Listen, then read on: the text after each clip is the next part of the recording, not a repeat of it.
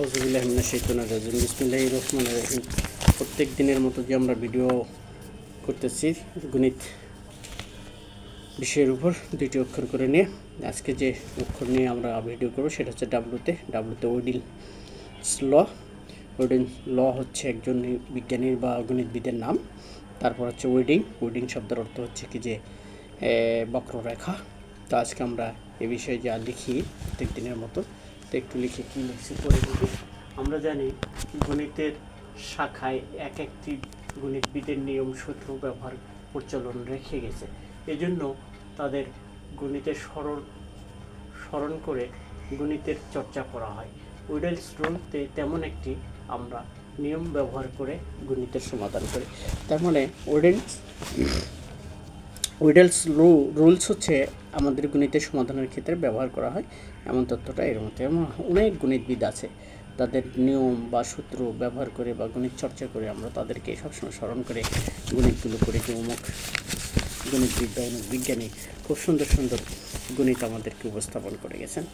তো যাই হোক, আমরা বিশেষ ক্ষেত্রে তাদের নামগুলো আমরা বলতে বাধ্য হয়ে থাকি। তো তারপরে আমরা যে আলোচনা চালাচ্ছি সেটা হচ্ছে কি যে বক্ররেখা। আমরা জানি বক্ররেখা সম্পর্কে সকলেই আমরা জানি। আবিধানিক অর্থ বক্ররেখা থেকে অনেক গণিত আছে, নিম্ন লেভেল থেকে হায়ার স্টাডিজে অনেক গণিত আছে। এই গণিতগুলো আমরা আলোচনা করে থাকি, অঙ্ক করে থাকি। তেমনই আমি একটা বক্ররেখার অঙ্ক সাইটে দিয়ে বোঝানোর চেষ্টা করব। তো আমরা এখানে যেটা বলতে চাইব, আমরা ডিফারেনশিয়াল বলেছিলাম শব্দ, মানে অন্তরীকরণের মাধ্যমে বক্ররেখার বক্রতার কেন্দ্র কোথায়, এই জিনিসগুলো আমরা পাবো। যদিও এটা হায়ার স্টাডিজের একটা অঙ্ক, আমরা যখন করেছি তখন এই অঙ্কগুলো আমরা শিখেছি।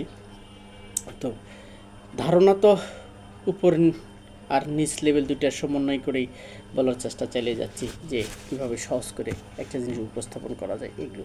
তো আজকে কী লিখছি বলছি, আমরা জানি যে গ্রাফ কাগজের কোনো স্থানে রেখা বক্রতা প্রদর্শন করছে, তার প্রমাণ গাণিতিকভাবে উপস্থাপন করা যায়। দুইটি রেখার স্থানাঙ্ক আমরা জানি এক্স অক্ষ এবং ওয়াই অক্ষ। যদি দুইটি রেখার স্থানাঙ্কতে যদি এক্স অক্ষ এবং ওয়াই অক্ষ দুইটা যে যায়, যদি স্থানাঙ্ক যে জায়গায় মিলিত হয়েছে বা ছেদ করছে, ছেদবিন্দুর স্থানাঙ্ক 0 আমরা এটা জানি। তো বলছি যে করার লাইন টানি, তাহলে আমরা ছেদবিন্দুর স্থানাঙ্ককে এক্স ওয়াই দ্বারা প্রকাশ করা হয়।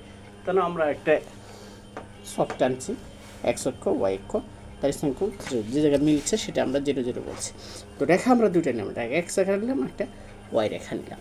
এই শব্দটা আমরা মনে রাখবো সবসময়, তাহলে আমরা হচ্ছে গণিতের বক্রতার গণিত যত পাবো আমরা সেগুলো আমরা ভালো করতে পারবো। তারপরে বলছি যে ওয়েডেলস ল একজন কি? ওয়েডেলস ল একজন হচ্ছে গণিতবিদ। তারপরে বলছে যে হচ্ছে এক্স এবং ওয়াই অক্ষের ছেদবিন্দুর স্থানাঙ্ক কত। ছেদবিন্দুর স্থানাঙ্ক দুইটি বিন্দু যেখানে ছেদ হবে, ছেদবিন্দুর স্থান সবসময় 0 বা শূন্য ধরা হয়। তো তারপরে আমরা যে অঙ্ক দিয়েছি, দেখি আমরা অঙ্কটা কী করে কী বলতে পারি। আমরা এখানে বলছি এক্স এবং ওয়াই, ধরে মান নাই, এই জন্য আমরা বলছি এটা স্থানাঙ্ক। তারপর আমরা ওয়াই ইকুয়াল টু 3x³ আমরা চলক বলেছিলাম, এক্স যেখানেই দেখবো সেখানে চলক ধরে নেবো, যদি মান না থাকে এখানে চলক ধরবো। আর 3 সহগ, আমার ভিডিওতে মনে হয় এখন এই দিকে আসেই সহগ, চলক আর ধ্রুবক, এই যে নিচে এই যে এখানে সহগ, চলক এবং ধ্রুবক। তো সুতরাং আমরা এই জিনিসগুলো এখন এখানে উপস্থাপন করতে হবে। ওয়াই এখানে চলক হিসাবে যদি ওয়াইয়ের মান চাচ্ছে যেহেতু ওয়াই, তাহলে এখানে আমরা কনস্ট্যান্ট যাই হোক x³ তারপরে x², এখানে নাই, শুধু এটা কনস্ট্যান্ট, 3টা কনস্ট্যান্ট, তাই এই 2 হচ্ছে সহগ আর এই x এর 3 হচ্ছে সহগ। তাহলে এটাকে একবার যদি অন্তরকরণ করি, তাহলে উপরে 3 × 3 থেকে 9, x² একটা করে x কমে যাবে। তারপরে হচ্ছে কি যে এর সাথে অন্তরীকরণ করলে হবে 2 × 2 = 4, একটা x থাকবে। তারপর আবার যদি একবার অন্তরণ করি y1 y2 যদি অন্তরণ করি, তাহলে y2 পাবো।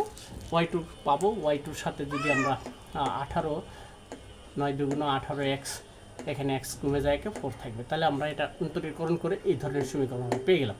তাহলে আমরা বলতেছি x 0 3 যদি -3 হয়, তাহলে বলছি 0 জায়গা এখানে x এর জায়গা 0 আছে আর y এর জায়গা -3 আছে। বিন্দুতে y = 0, x2 = 4। যেহেতু এখানে আমরা y2-তে লাস্টের যে আমরা কনস্ট্যান্ট মান পাইছি 4, সেটা লিখছি, আর এখানে নাই বলেই এখানে আমরা 0 দিয়েছি। তো তারপরে আমরা হলো কি যে 0 -3 বিন্দুতে বক্রতার কেন্দ্র আলফা প্লাস বিটা হইলে তার আলফা আলফা ইকুয়াল টু হচ্ছে যে x minus y one one plus y one square by y two. তাহলে এই মানগুলো আমরা বলবো, ওয়াই টুর মান আমরা 4 পাইছি, তারপর ওয়াই ওয়ানের মান আমরা 0 পেয়েছি, আমরা এখানে পেয়েছি। তাহলে আমরা মানগুলো বসতে পারবো। এক্সের মান কত, এক্সের মান এই যে -3 বা হলো 4, এই যে এখানে 0 পাচ্ছি, এক্সের মান কত 0, এই সারাঙ্কর মানটা 0 পেয়েছি, তার মানগুলো বসাই দেবো। বসাই দিলে হিন টোটালি দেখে যে 0 0 দিয়ে 4 ভাগ করলে 0, তার অ্যান্সার 0 হবে। আমরা এটা 0 পাচ্ছি। এবার দেখে দেখে লিখে বাবা মার কাছে জমা দেবে। তারপর বিটা এই আবার সূত্র ফেলে দিলাম, ওয়াই প্লাস 1 প্লাস হচ্ছে y square plus y two.